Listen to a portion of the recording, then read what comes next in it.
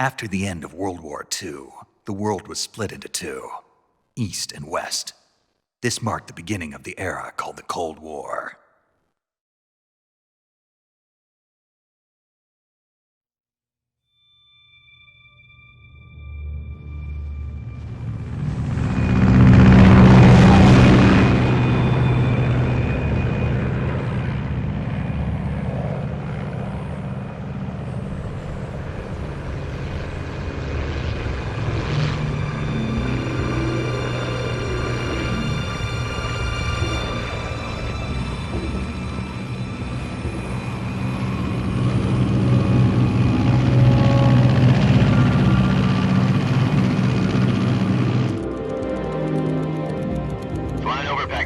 Altitude 30,000 feet. Approaching Soviet airspace. 20 minutes to drop off. Commencing internal depressurization. Equipment check. Arm main parachute. All right. You ready to go? Drop zone still showing a high pressure mass. Cav okay. Good. We've got high visibility.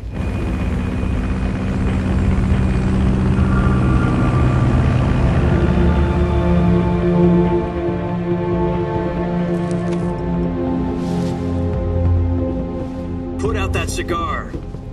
Connecting oxygen hose to interior connector. Put on your mask.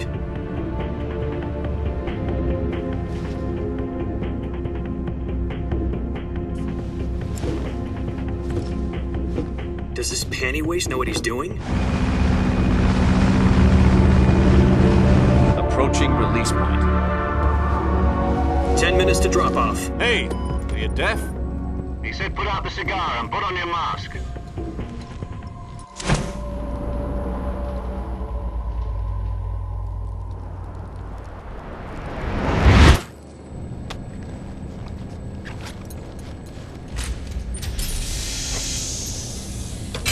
Depressurization complete. Checking oxygen supply. 6 minutes to drop off. Opening rear hatch.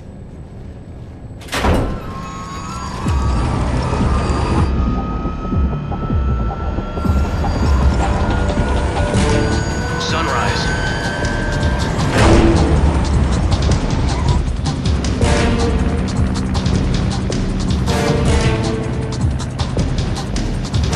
External temperature minus 46 degrees Celsius. 2 minutes to drop off. Stand up. You'll be falling at 130 miles per hour.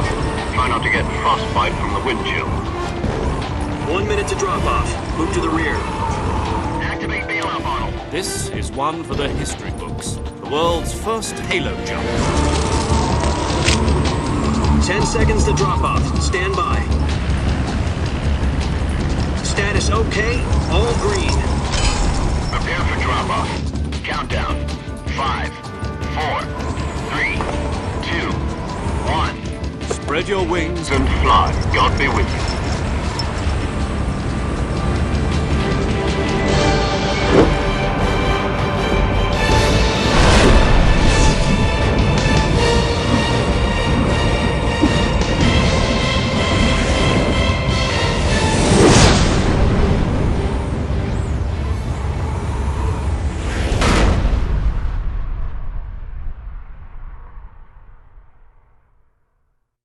Jack, I've got some important news. The head of the CIA has finally...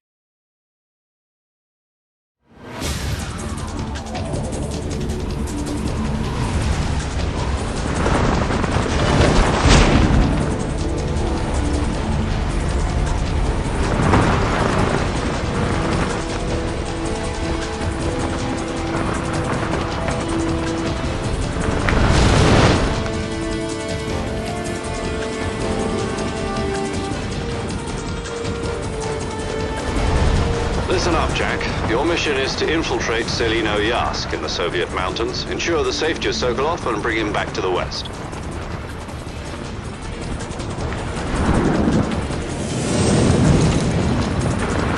If we don't get Sokolov back before that weapon is complete, we'll be facing a major crisis. The clock is ticking.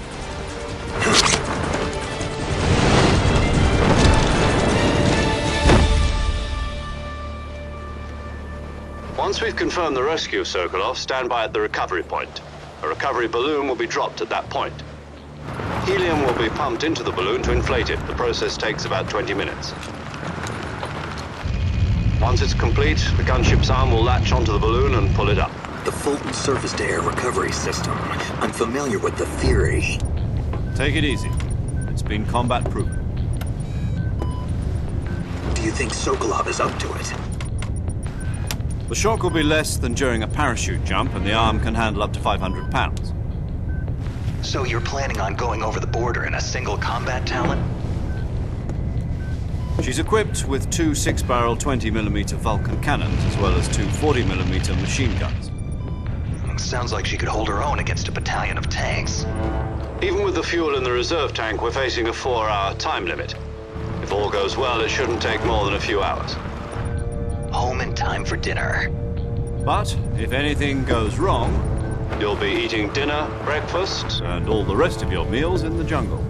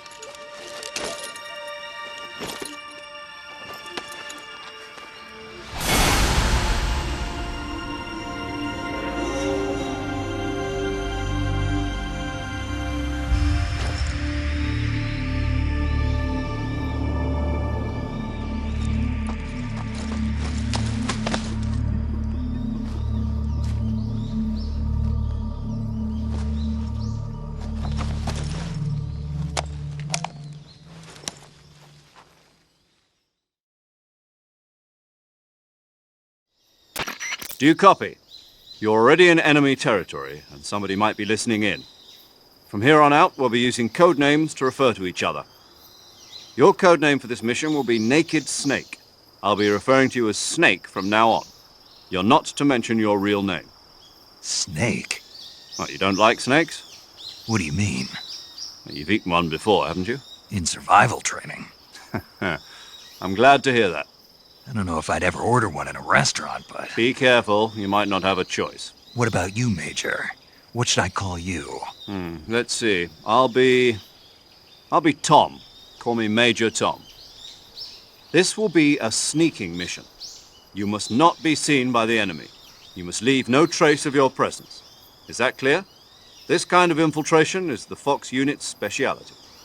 In other words, weapons and equipment are procured on site. That goes for food as well. You're completely naked, just as your name implies. Great. Now I see why you asked me if I like snakes. I suppose calling me Snake was your idea of a joke, too. No, there's a good reason for that. I'll tell you later when the time is right. Gotcha. Getting back to the subject, how exactly am I supposed to feed myself? You've been issued a knife and a tranquilizer gun. Use them to hunt for food. You'll also find some medical supplies in your backpack. Yeah, about the backpack. I lost it in a tree on the way down. I see. Well, you'd better go back and get it then. You know where it is? No problem. I can see it from here. It's stuck on a branch. To climb a tree, stand in front of a tree that's covered in ivy.